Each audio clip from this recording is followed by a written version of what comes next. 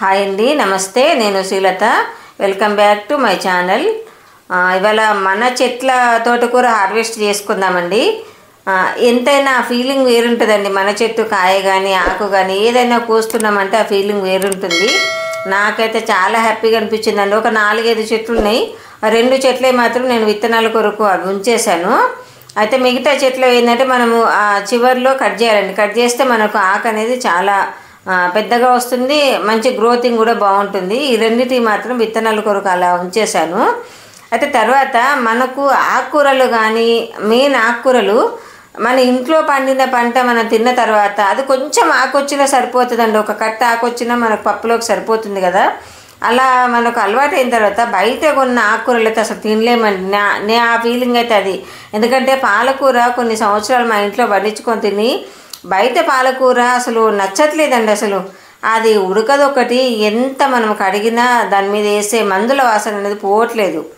ఈ మధ్య అయితే మరీ మందుల వాసన ఎక్కువ వస్తుంది. అందుకనే ఇంకొక టబ్లో పాలకూరను పండించుకోవాలని వేసానండి. ఆకుకూరలు అయితే వేసాను. చూడాలి, తోటకూర ఒకటి వచ్చింది, బచ్చల కూర ఒక 2-3 మొక్కలే వచ్చినాయి. తర్వాత తోటకూర అయితే మనకు ఒక 1 వీక్ ఒకసారి వచ్చేటట్టుగా సరిపోయేటట్టు నేను మొక్కలు. కాకపోతే కుండి చిన్నగా అయిపోయింది, కొంచెం పెద్ద దాంట్లోకి మారుస్తాను. అదే మొత్తం మట్టితో సహా పెద్ద దాంట్లోకి మారుస్తాను. అయితే ఇప్పుడు నేను దీన్ని ఏం చేస్తానో నాకు ఒక కట్టకు సరిపడా వచ్చిందండి ఆకు. అయితే మనం డైరెక్ట్ తోటకూర ఫ్రై అలా చేసుకుంటే సరిపోదు, ఎట్లాగూ కొంచెం ఇంకొక అంత ఆకు అయితే సరిపోతుంది. నేను దీన్ని మన చెట్టుది కదండి, అపురూపం కదా, మన మందులు లేని పంట, ఆర్గానిక్ ఆకులు కదా, మనం దాన్ని చాలా అపురూపంగా కాపాడుకొని పెంచుకున్నాం కాబట్టి దాన్ని అంతే అపురూపంగా వండుకొని తినాలి కూడా.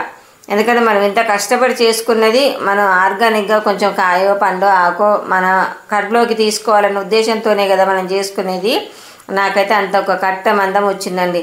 నేను దాన్ని తెల్లవారి పొద్దున్న ఒక బేసన్లో వేసేసి కడిగి చక్కగా కడిగి మొత్తం కట్ చేసుకున్నాను. కట్ చేసుకొని నేను దీన్ని పెసరపప్పు వేసేసి పొడి కూరలాగా చేస్తా. అంటే పెసరపప్పు ఎట్లా అంటే మనం ముందు పోపు వేసేసుకొని ఆవాలు, జీలకర్ర, ఎండుమిర్చి, పసుపు అలా వేసేసుకొని ఆ పోపులోనే మనము ఫస్ట్ పెసరపప్పు వేసేసి ఆకు కూడా వేసేయాలండి. అయితే నేను ఇది వేసింది క్లిప్పింగ్ ఒకటి మిస్ అయింది. పోపులో వేసేసి మనం దీనికి వాటరు, పెసరపప్పు ముద్దగా ఉడకకూడదు, కొంచెం పలుకు ఉండాలి.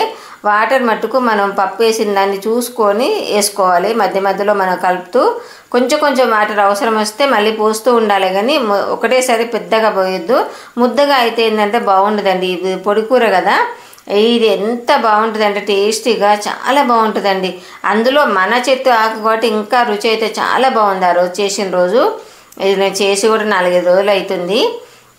చాలా అంటే చాలా టేస్టీగా ఉంది. దీని కాంబినేషన్ మాత్రము కంపల్సరీ పచ్చిపులుసు చేసుకోవాలండి. ఆ రెండింటి కాంబినేషన్లో మనం వేడివేడి అన్నంలో నెయ్యి వేసుకొని తింటే మంచిగా పట్టు పట్టేయచ్చండి, అంత బాగుంటుంది రుచి. కావాలనుకుంటే దీనిలో ఒక 2 వెల్లిపాయలు కూడా సగం ఉడికిన తర్వాత కొట్టి వేసుకోవచ్చండి. నేనైతే వేయలేదు. అది వేస్తే కూడా టేస్ట్ బాగుంటుంది. పప్పు చూసారా, అలా పొడిలాడుతూనే ఉండాలండి. ఎట్టి పరిస్థితుల్లో ముద్దగా కాకూడదు, అప్పుడే బాగుంటుంది. చూసారా, అంత నీరంతా ఎగిరిపోయిన తర్వాత కూర అంత అయింది అంటే మనకు ఒక పూటకు సరిపోతుంది. మూకుడు కొంచెం పెద్దగా ఉండి మీకు క్వాంటిటీ తక్కువ అనిపిస్తుంది, కానీ ఒక పూటకి ఈజీగా సరిపోతుంది. చూడండి, పచ్చిపులుసు ఆ కాంబినేషన్లో చేసుకొని తినండి. 4 చెట్లైనా పండించుకొని అవకాశం ఉన్నాళ్ళు అలా చేసుకొని తినండి.